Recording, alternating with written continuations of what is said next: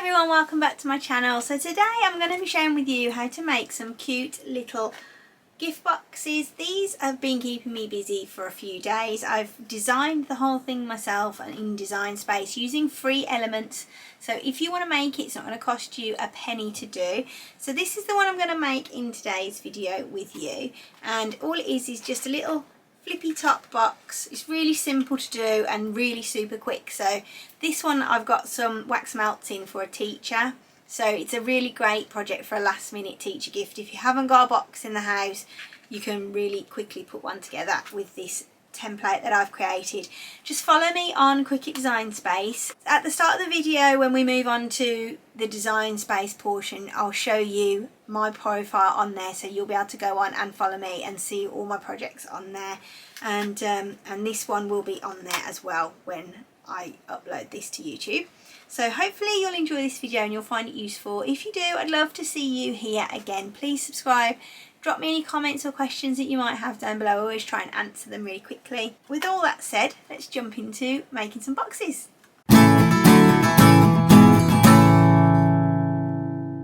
Here in Design Space, and this is the project that I'm sharing with you today. It's just the small box with score lines. I've actually designed it myself, so you'll need to go and find my profile on Cricut Design Space, and I've got two others on there at the moment, the shaker card and the beach bags project.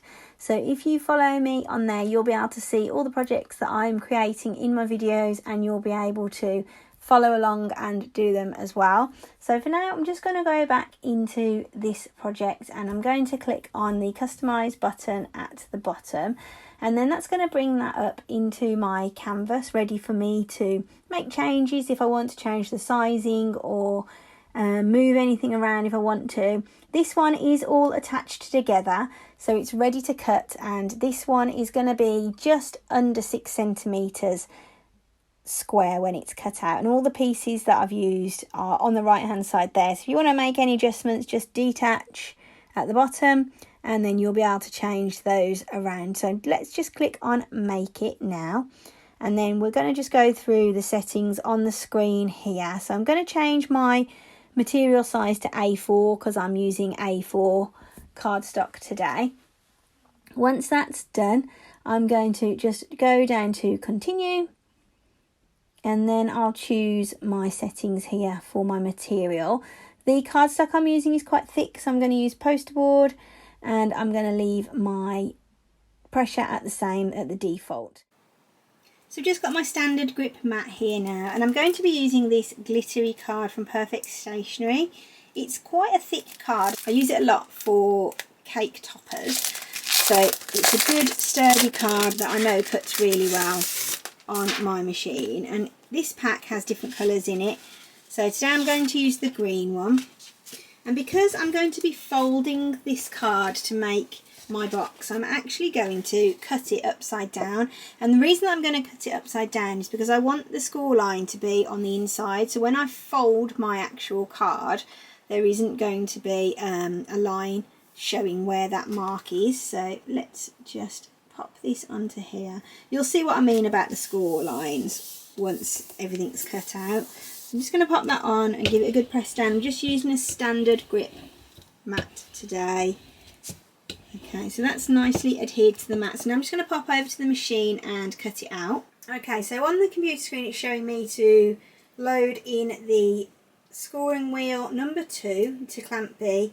And this is the scoring wheel number 2. It is the double scoring wheel, and this is the one that you'll tend to use on a thicker cardstock. And because I've set my settings to poster board, it's telling me to use the thicker one, and I think that will be really beneficial for this project. Okay, so let's just pop that into clamp B. There we go, and then we can insert the mat into the machine as well. So just press the flashing button there, and then we're ready to go. Okay, just hit the go button.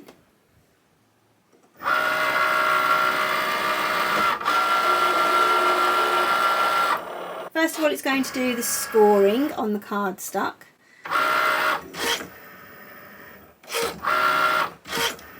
You can see the lines nicely appearing on there now.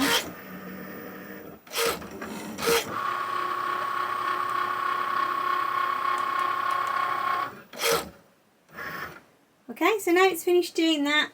On the computer screen it is showing me that I can take out my scoring wheel, so let's do that and pop that up there, and then I need to insert my fine point blade in there now, and then we just press go again. We don't need to eject the mat or anything like that, just leave the mat inside and just hit go. Because I'm using poster board setting as well, it does do a second pass naturally over the project, so it's just doing its second round now, so hopefully this will have cut perfectly well, and I will check that before I eject the mat. Okay, that's done. Let's just check that it's cut. I can see that it has, but I'm just going to lift it up. So that's cut absolutely perfectly. So let's eject the mat now and just weed this off. Alright, so this is cut nicely. Let's just peel this off. I don't think I will reuse any of this cardstock here. Maybe a little tiny bit, but... So I'm just going to flip it over, peel back my mat. There we go. And there is our finished piece of card.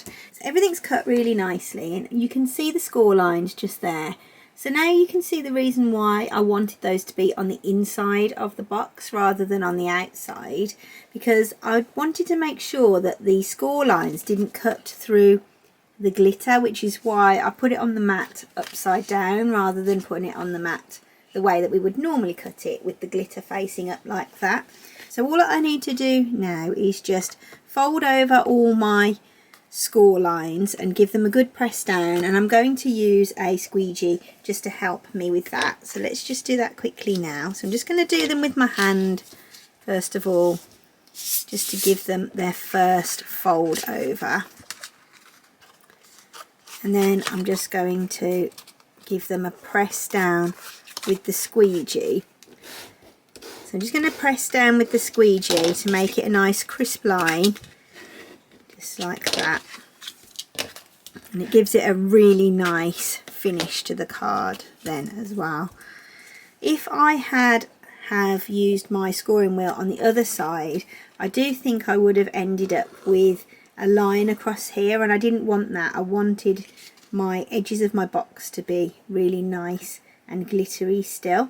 So all we need to do now is just stick it together.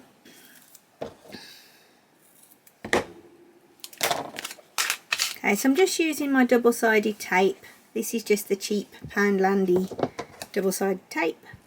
Let's just pop that on now. I'm just going to pop it onto the tabs here that are folded. It doesn't matter too much if it overlaps just there. As you can see, it's overlapping a little bit, but that doesn't matter because I can just cut that off. And then just peel it off.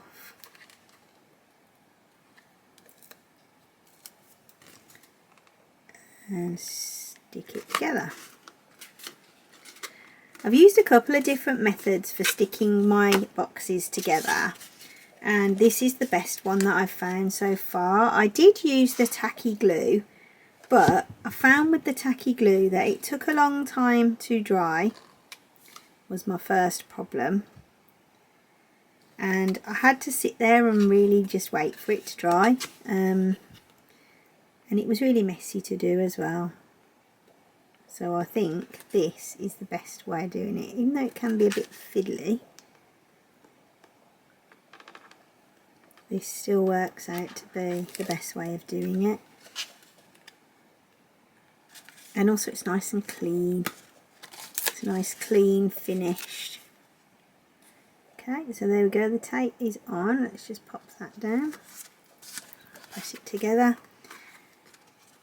So inside the box now it just looks really clean. There's no glue seeping out or spilling out from the seams of the box. Whereas if I was using this, I did find that even if I spread it out really thinly on the tab, it would still seep out of the top of the seam. So I'm just going to do the last two pieces now.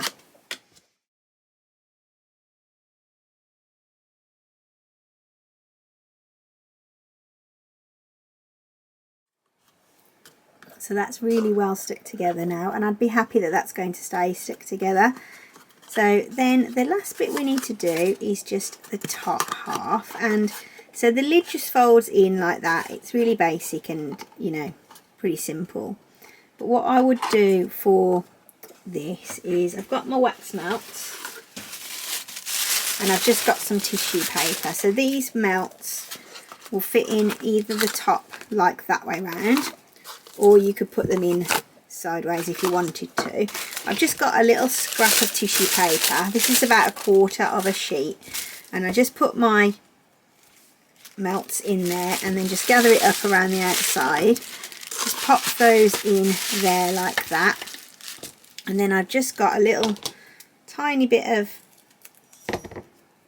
this tape again, and I'm just going to make a triangular shape. Okay, so you'll be able to then seal up your box, and you can peel off this little piece and stick it inside like that. So I've just made myself a little hand-tied bow, and I have a video on how to make these which I will link up above now for you and down below in the description box. These are super easy to make and just finish off every project really well.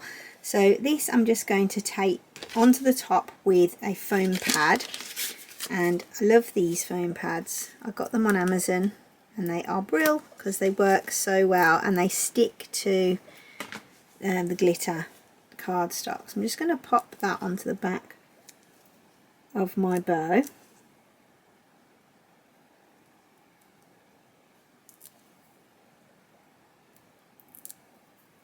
And then I'm just going to pop that on top of my box in the middle. This ribbon is from Hobbycraft, and they sell this just by the till in all the bins of stuff that they have lots of, and each roll is just £1. So I would always recommend stocking up on that. I'm going to seal this box up and just peel that away there, and just fold in my outer edges, and then just fold that one in and give it a press. Hopefully it will stay stuck. You can just adjust the bow a little bit. That's actually frayed a little bit there, so I'm just going to snip that off again. And I haven't got a lighter in here at the moment, but I could just use a lighter just to finish that off nicely and make it so that it's not going to fray. But I'm quite pleased with how these look, and I think they just make a lovely little gift for a teacher, or really anybody, I suppose, not necessarily for a teacher. So that's the finished box there, and I think it looks lovely. It's such a quick and easy way of making a gift for somebody look really special. So I hope you've enjoyed this video and that you found it useful. If you have, I'd love to see you here for the next one. So don't forget to subscribe, comment or like as well. If you've got any questions, drop them down below. So all that's left to be said is have a great week. Take care of yourselves, and I'll see you for the next one. Bye.